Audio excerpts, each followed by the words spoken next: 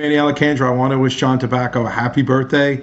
I consider John to be a dear friend. John is not only the best dressed man on TV, he's also making TV great again. Happy birthday, John. Hey, welcome back. Manny Alejandro, great friend of the show. His son works for the show. He's my outside general counsel and beast of a guy. And he's going to be here a little later on to mix it up with these two guys. All three citywide candidates for public office. David and Manny ran for New York City Public Advocate. John ran for New York City New York City Comptroller. And the fact that they're hosting a podcast together should tell you one thing: none of them won because they weren't doing that. Shots fired! Damn. Let me get away with that one on my birthday. You only get one shot in, but we're jumping up and down, and we're trying to make entertaining television, and talk about the news of the day at the same time. But the left just can't stop. The president, I'm not always. We've agreed on this before. His tweets are out of control, right? But I mean, that's how he made his mark by tweeting, right? So he put this tweet out. Take a look at this tweet, which on the surface, can you believe I'll be impeached by the radical left?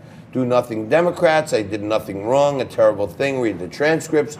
This shoiled never happened to another president again. Say a prayer. Okay. We've all had a few finger faux pas in a tweetification. And then he swings right back around and does this. He comes out and now it says this should, in lieu of shoiled, never happen to another president again. Say a prayer. They're going crazy. I guess now they're setting up the next one. He's losing his mind because he's putting out wrongly spelled tweets. Is it crazy that we even have to talk about a wrong spelled word in a tweet from the president? It's ridiculous.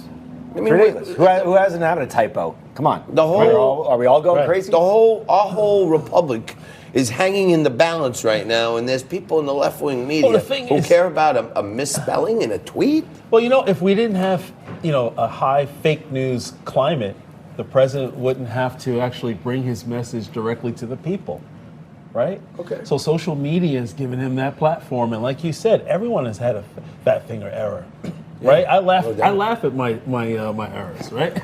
Especially at 50 years old, my eyes at this point. I feel like sometimes when I see, sometimes I have these little minor Twitter spats with people or whatever, and then when they're totally outdueled, then they'll start getting into grammatical or spelling errors. And if you're tweeting, man, this is not the SAT. Right. You know what I'm saying? You try to make a point in 160 characters or less. It's not about spelling and grammar. A lot of times you're moving fast. He's a professor, so he's probably going to lose his mind. I'm dyslexic, so thank God it's not about spelling. What does that have to do with anything? I was talking about misspelling. He says dyslexic. If anything, they're actually promoting the tweet, which is good. That's what I'm saying. Because they're promoting the message. So let me ask you guys this.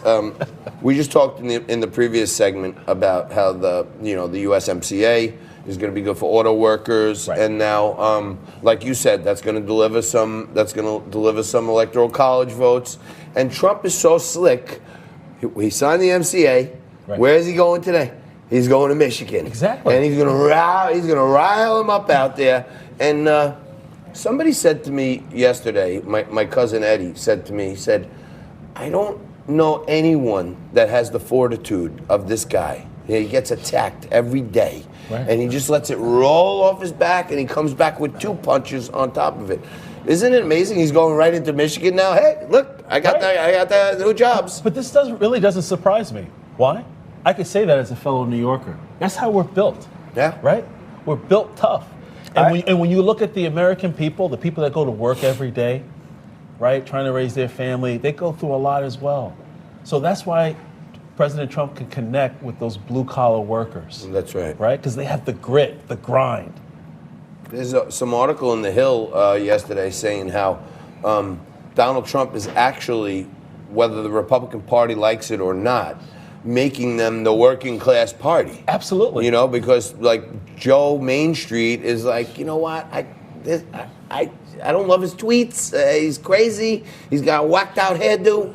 But the guy is fighting for me, and for whatever reason, they're identifying with him as a human. Absolutely. Yeah, well, and it'll just matter. The question is the economy going to be where it is now in November 2020? If it is, Trump wins in a landslide. If it's not, he loses. It doesn't matter who the Democrats nominate. Where do you think the economy is going to be? It's definitely not going to be where it is now, if you ask me. Look, I think if we hold interest rates steady, I think the economy will continue to keep a control on inflation, even with tariffs. We haven't seen a high level of inflation. I think more business investment. I think the wages will continue to climb, right? I don't see a threat to this economy. And with phase one, right, we keep things steady, right? A boost in more agricultural spending, and we have some strides and some. Why you get mad about agricultural spending is not what made us a superpower. Yeah, Hold on. the whole country was born as a farmer's nation. No. What are you talking about? What about the farmer's almanac? What about state farm insurance? Discount, double check. Yeah. It's all about farm. All right. If the Fed keeps on pumping $1 trillion into the repo market to keep this stock market artificially propped up, yeah, this stock market will last. But if the Fed ever stopped the QE, which it's doing right now, they won't call it QE, but it's QE, and the printing presses stopped rolling and just putting all these dollars back by borrowing from the future, well, then we'd see a real economy, which is this thing's a con job. You know what's keeping the market up? The Fed. Earnings. Oh, not please. the Fed. No, man. Yeah. No, Yeah. the earnings are not keeping Viewers, earnings. Earnings are not doing it. Cash flows. He's right. That's what's keeping this There's market more. up. That's what's going to move this market to There's- 29,000 to corporate 30,000. buybacks as a You result heard it of the here easy first money. on Liquid Lunch. Don't forget it. Please. All right, I'm gonna have These to bring viewers this know court better than that. session to an end and And bring you know down what? the gavel. Let's drink to that. Yeah, let's drink to that. Thank birthday. Guys, thank you for coming in. Cheers. Davey, Happy thank birthday, you. John. Thank you for staying tuned to Liquid Lunch, but do not go anywhere.